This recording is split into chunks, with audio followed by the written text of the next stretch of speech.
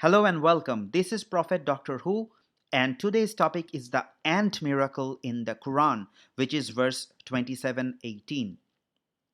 Until when they came upon the valley of the ants, an ant said, O ants, enter your dwelling that you not be crushed by Solomon and his soldiers while they perceive not.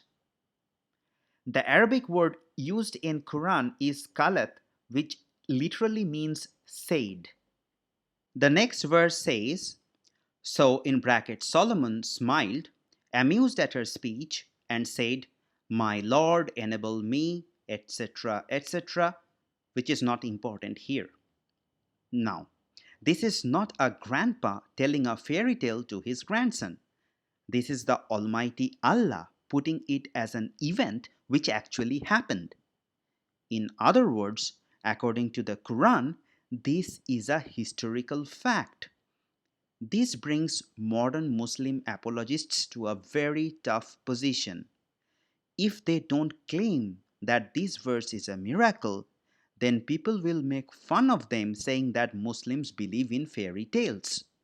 Since offense is the best defense, Muslim apologists have come up with the following miracle claims. Number 1. The ant was alerting other ants using a female gender verb. If these ants had wings, they could have flown away without getting crushed. It turns out that non winged ants are females. And number 2, ants can communicate. As usual, Muslim apologists will tell you that these facts were not known to mankind 1400 years ago. So, Subhanallah, another Islamic miracle. For the miracle claims to hold, the story must be original. Now, in case you have not noticed, this verse has actually made a lot of bold claims. Let me go through them one by one. Ants have the capacity of identifying Solomon and his soldiers. So, ants have enough cognitive ability to know how soldiers look and dress. For example, soldiers carry weapons, etc. Ants can speak and think at the same level of complexity as humans.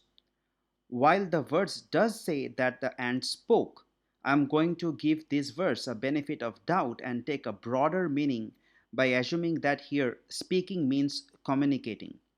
Now, the verse says, O ants, enter your dwellings that you not be crushed by Solomon and his soldiers while they perceive not. So, ants are able to understand the difference between intentional and non intentional harm, and that Solomon and his soldiers were well intended. And finally, Solomon was able to hear and understand what the ant said. Now, this verse has been copied from the Legends of the Jews or Agada. Now, Agada is a collection of ancient rabbinic texts that include folk tales, historical anecdotes, moral guidance, and practical advice for various spheres of life. Let's read Legends of the Jews, Volume 4, Chapter 5. Here you will find the legendary stories of Solomon about his wisdom, how he communicates with ox, donkey, birds. It is a really long and detailed story. Let's jump to the relevant paragraph.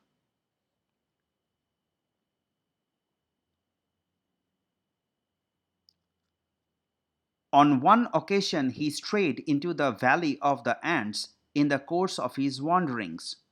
He heard one ant order all the others to withdraw to avoid being crushed by the armies of Solomon.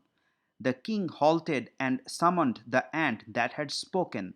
She told him that she was the queen of the ants, and she gave her reasons for the order of withdrawal. For the sake of time, I'm not reading the entire story. It has really nice moral values. The link is in the description.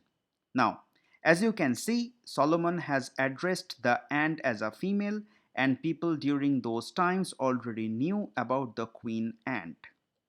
So Quran is caught recycling a popular myth like it always do. Coming to the science and logic part. Ants' eyes are not like ours. Ants have compound eyes with many units called ommatidia. This figure shows a comparison between human vision and an ant's vision. As you can see, ants have a really blurry vision. Additionally, an article published in the reputed journal Scientific Reports show that female and queen ants, which is our main concern for this verse, have far less ommatidia than males because males need better vision for flight. The figure reveals that the average for female and queen is like 150 ommatidia.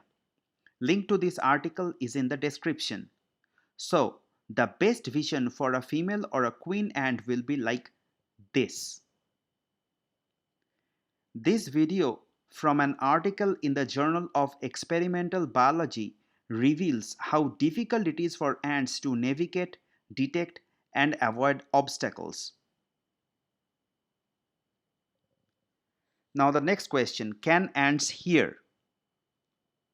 It is well settled that ants are deaf. Then how exactly can an ant, which is a deaf insect and also has a very poor vision, is able to identify a specific person, that is Solomon?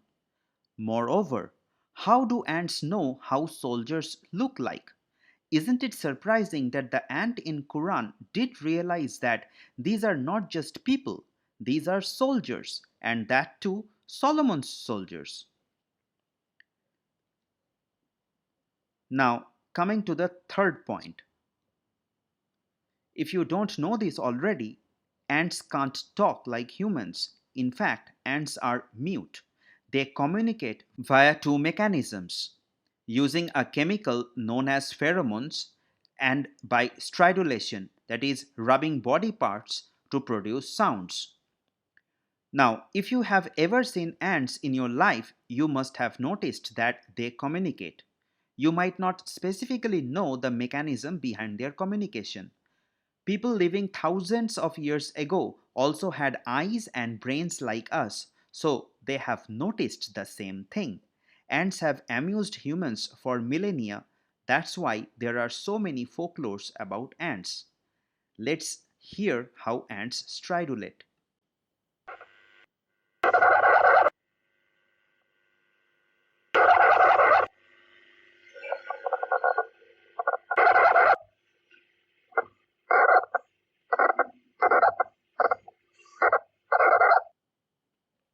The noise has been amplified so that you can easily hear it.